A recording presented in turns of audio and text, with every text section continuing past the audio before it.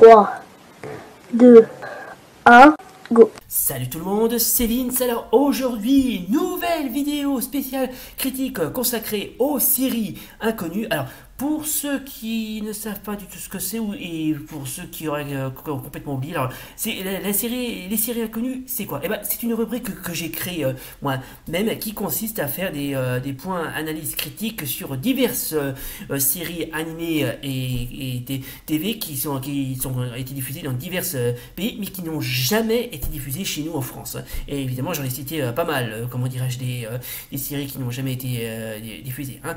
Bon, alors je suis un peu désolé, comment dirais-je, j'en ai pas pu en faire d'autres parce que j'étais très occupé par des trucs personnels qui vont à l'encontre des autres tournages, des trucs personnels. Mais bon, c'est pas grave.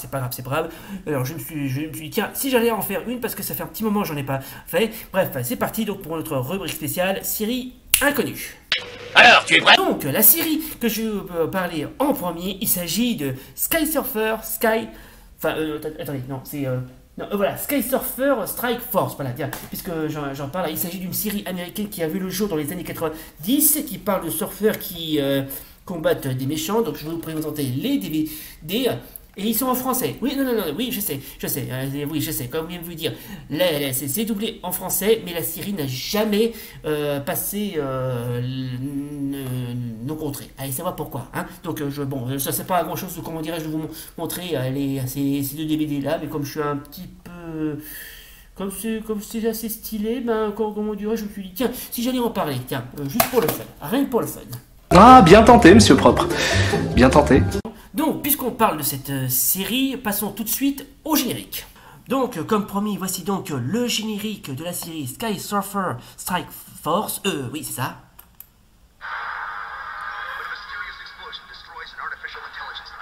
Waouh.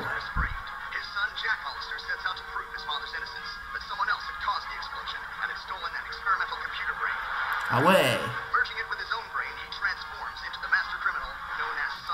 Mais j'ai l'impression de voir une ambiance très G.I. Joe.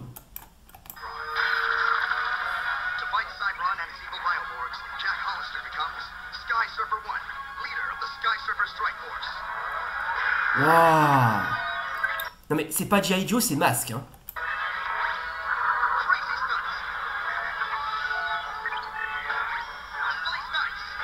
Waouh.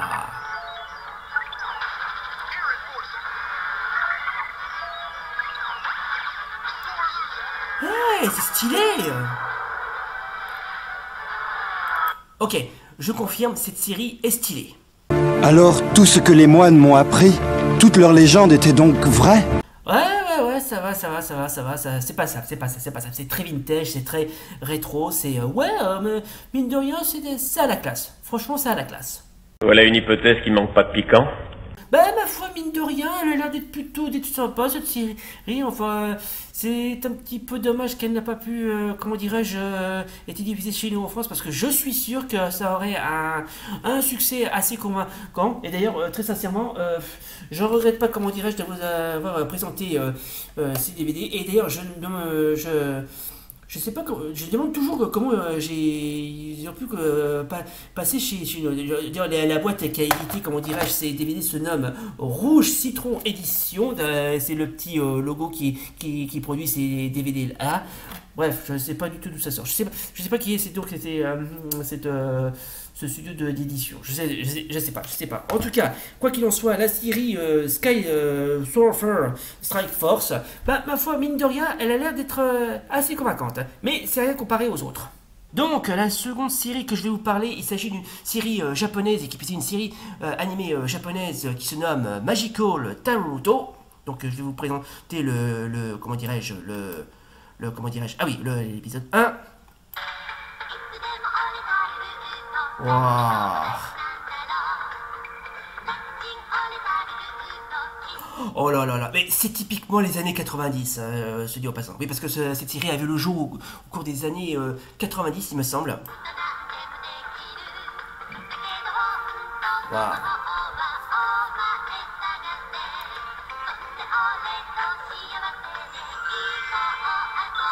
Bon, ça va, c'est mignon tout plein. Hein. Ah oui, alors pour ceux qui ne connaissent pas du tout ce manga, alors ça parle donc d'un jeune qui rencontre un petit lutin qui se nomme Taloloto, qui va se lier d'amitié avec lui et qui va vivre de nombreuses aventures.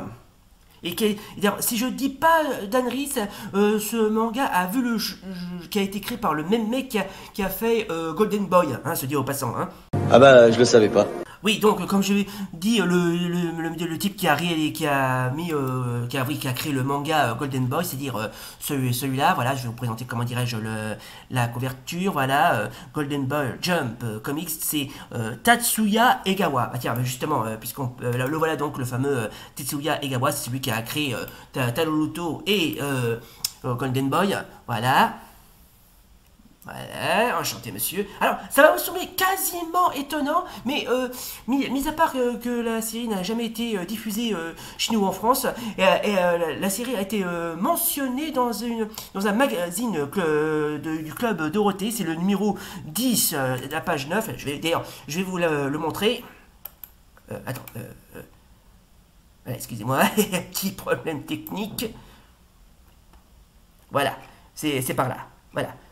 Donc voilà, donc pour ceux qui possèdent le fameux magazine numéro 10 du Club Dorothée, vous noterez que cette série a été mentionnée dans ce magazine. Bon sang de bonsoir. Bref, cette série, franchement, ça va, elle m'a l'air assez bien. C'est un petit peu dommage que, qu'elle n'a pas pu être diffusée chez nous en France. Parce que ça aussi, c'est dommage, parce que très sincèrement, elle mérite au moins d'être diffusée chez nous. Au moins une fois. Bref, la série Taloloto est assez bien, ouais, ça va, c'est très passable. Bien, et je vais vous proposer une petite dernière, à savoir une bonne série TV chinoise intitulée Mazu. Ce qu'il vient de me dire est incroyable.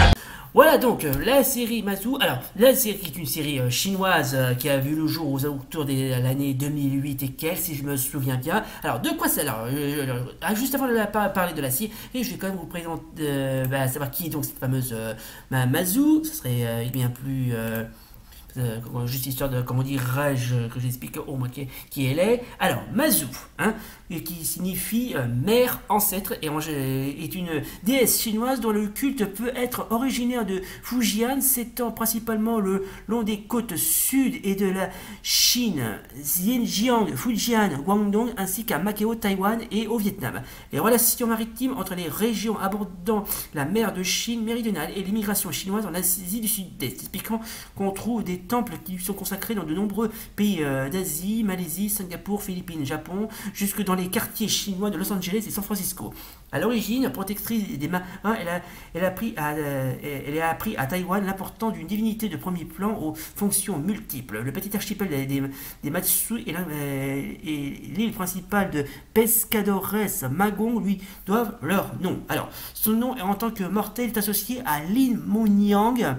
Ok, ouais, le nom de Mazu peut se décomposer en Ma, qui signifie mère, et Zu, ancêtre. Elle est souvent appelée par l'un des titres qui ont été décernés par l'administration impériale et en reconnaissance de son importance, comme c'est la coutume pour les divinités chinoises. Depuis le règne de l'empereur Huidong des Song, jusqu'à l'ère Dao Wang des Qing, Mazu s'est vu décerner près de 30 titres dont les plus cités sont Tianfei ou Tianfei Yangyang, Dame du Palais Céleste, Tianwu, Impératrice Céleste, Tianshang Shengmu, qui signifie Sainte Mère Céleste.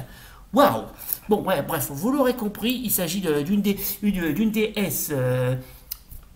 une déesse des mers très vénérée par le taoïsme chinois. J'en profite également pour faire une dédicace à tous mes fans chinois qui me regardent. Et aussi, incroyable ça puisse paraître, elle a eu droit à une propre série TV mais la mettant en scène.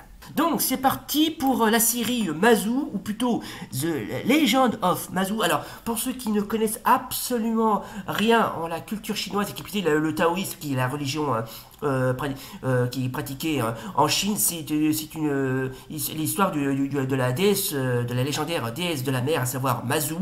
Alors, la série date de 2013, mais ça va, franchement, pour une série de 2013, elle n'a pas trop pris de rides.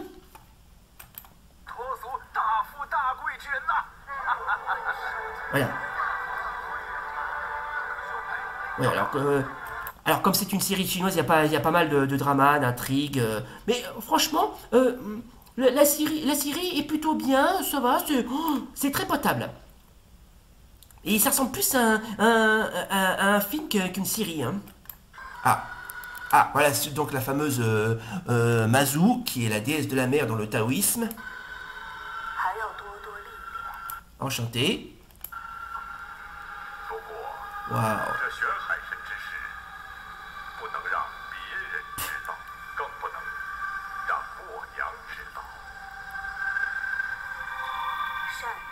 Waouh, c'est beau, franchement c'est beau. Hein. Franchement, comme série TV, franchement c'est beau. Hein. J'ai jamais vu une série TV aussi belle. Hein. Ouais, ma foi, ça va, c'est convaincant ça aussi. Ouais. Franchement, la série est très convaincante. Ça aussi, c'est passable. Franchement, c'est vraiment ce qu'on peut appeler, mais c'est du sur-mesure. C'est du sur-mesure. Hein. Faut dire que les Chinois, quand ils font des films ou des séries, ils mettent le paquet. Franchement, ils mettent le paquet. C'est. Bref, ils misent tout là-dessus. Pour ta quoi, c'est des sacrés bosseurs, ces gens-là. Hein. Mais la série Mazou, alors, même si elle n'a pas été, comment dirais-je, diffusée chez nous en France, à la limite, c'est pas très grave. Ça va, franchement, elle mérite au moins d'en parler. Bref, ça va, franchement. Si on faisait la même chose en version film, mais je vous jure que ça passerait. Et voilà donc, mesdames et messieurs, ça sera donc ça sera tout pour aujourd'hui pour notre vidéo spéciale critique consacrée aux séries inconnues. Alors, bilan de cette, comment dirais-je, cette vidéo spéciale critique. Alors, la série Sky Surfer Strike Force, dont voici un les DVD que je vous représente encore. Bon, la série n'a pas été diffusée chez nous en France, mais qu'importe, vous pouvez encore vous procurer les DVD si bien évidemment vous les croisez. La série est sympa, très vintage. La série est tirée du manga du même nom et qui a été créé par le même mec qui a fait Golden Boy. C'est assez amusant, c'est assez drôle, c'est assez sympa. Ça va, c'est de l'humour au premier degré, mais ça va, c'est pas ça. Mais la série Mazou, assez magnifique. Bref, très magnifique. Voilà donc, j'espère que ça vous a plu.